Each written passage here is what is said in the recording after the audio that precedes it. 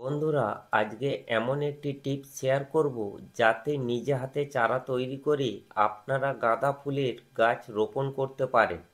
একদম কম খরচের মধ্যেই সমস্ত চারা গাছ তৈরি হয়ে যাবে এই টিপস জানা থাকলে।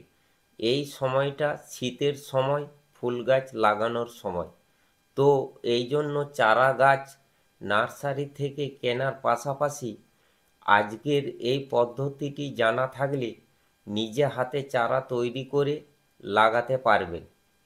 তো দেখুন গাঁদা ফুলের ডাল থেকে কিভাবে নতুন চারা তৈরি করা হয়।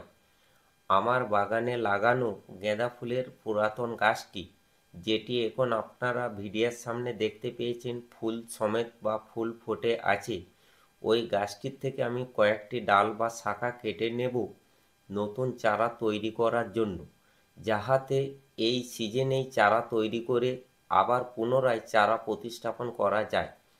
এই পদ্ধতিতে আমি বেশ কয়েকটা ডাল মাদার গাছ থেকে কেটে নিলাম। পুরাতন মাদার গাছটি থেকে ডাল কেটে নিয়ে এসেছি নতুন চারা তৈরি করার জন্য।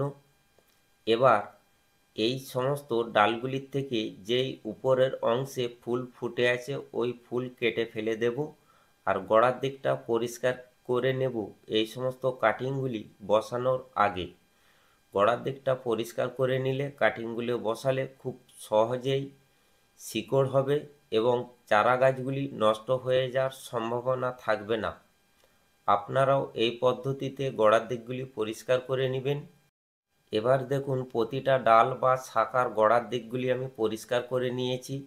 এখানে আমি 5 থেকে 6টা ডাল বা শাখা নিয়েছি নতুন চারা তৈরির জন্য। এবার এই কাটিংগুলি বসানোর জন্য একটি পাত্র নিতে হবে। পাত্রর নিচে অবশ্যই ছিদ্র থাকা দরকার। আর পাত্রটির মধ্যে এখন আমি বালি ভরাই করে নিচ্ছি।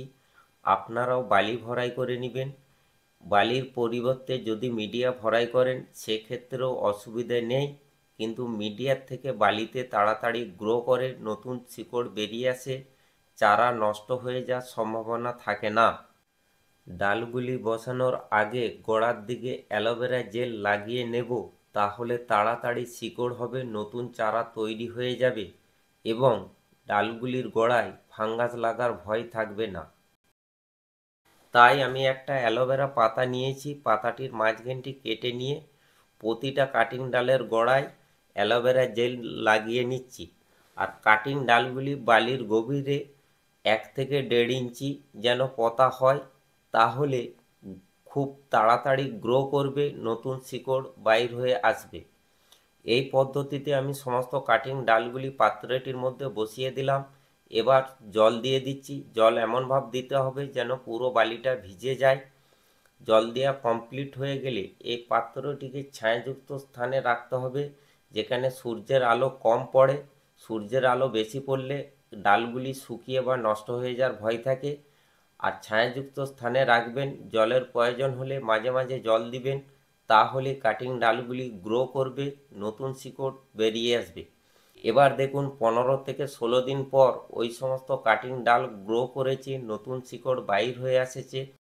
এবার এই পাত্রটির থেকে আমি এক একটা করে চারা তুলে আপনাদেরকে দেখাবো। তার আগে আমি একটুকু জল দিয়ে বালিটা ভিজিয়ে নিলাম, যাহাতে চারাগুলো তোলার সময় শিকড় ছিঁড়ে বা নষ্ট না হয়ে যায়। সাবধানের সহিত তুলতে হবে, কারণ সাদা রঙের সরু শিকড়, যাহাতে ছিঁড়ে না যায়।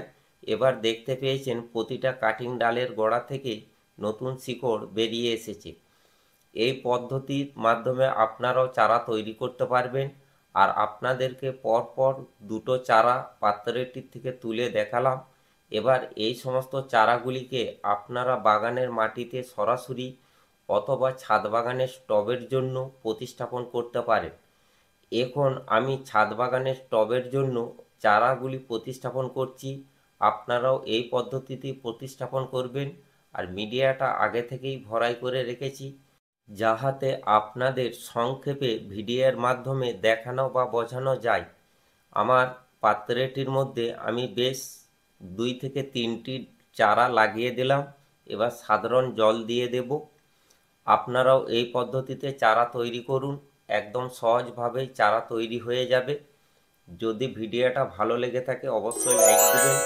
চ্যানেলে নতুন এসে থাকলে চ্যানেলটিকে সাবস্ক্রাইব করে পাশে থাকা বেল আইকনটি অন করে দিবেন। এই ভিডিওটা আপনাদের কেমন লাগলো সেটা আমাকে কমেন্ট করে জানাবেন।